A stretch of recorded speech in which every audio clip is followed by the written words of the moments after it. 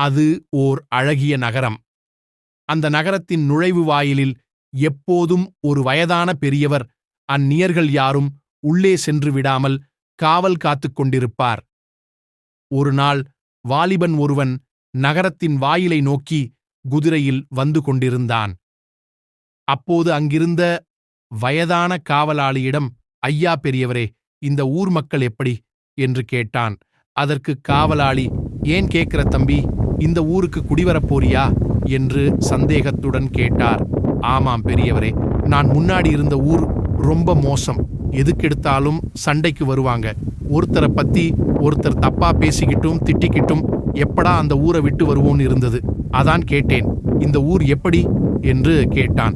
நீ வேற தம்பி, இந்த ஊர் உன்னுடைய ஊரை விட ரொம்ப மோசம். போட்டி, பொறாமை, ஜாதி சண்டை, கலவரம்னு ஏதாவது ஒரு பிரச்சனை இருந்துகிட்டே இருக்கும். நீயே நிம்மதியை தேடி வர உனக்கு இந்த ஊர் சரிப்படாது தம்பி என்று கூறி அந்த வாலிபனை வெளியே வழியனுப்பி வைத்தார். சிறிது நேரம் கழித்து அவ்வழியாக வந்த வேறொரு ஆள் காவலாளியிடம் அதே கேள்வியை கேட்டான். ஐயா, இந்த ஊரில் தங்கி வியாபாரம் பண்ணலாம்னு இருக்கேன். இந்த ஊர் மக்கள் எப்படி? பெரியவர் சிரித்துக்கொண்டே, ஏன் தம்பி, உனக்கு கல்யாணம் ஆகிடுச்சா என்று கேட்டார். 2 குழந்தையே இருக்குதுங்க ஐயா என்றான். அப்புறம் ஏன் இந்த ஊருக்கு வர்ற? உங்க ஊர்லயே வியாபாரம் பண்ணலாம்ல என்றார் காவலர்.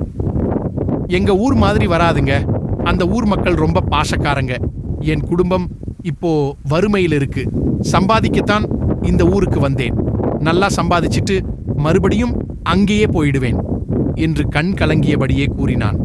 ஆழாதே தம்பி, இந்த ஊர் மக்களும் ரொம்ப நல்லவங்க. தைரியமா நீ வியாபாரம் பண்ணலாம் என்று கூறி கதவுகளை திறந்து உள்ளே அனுப்பி வைத்தார்.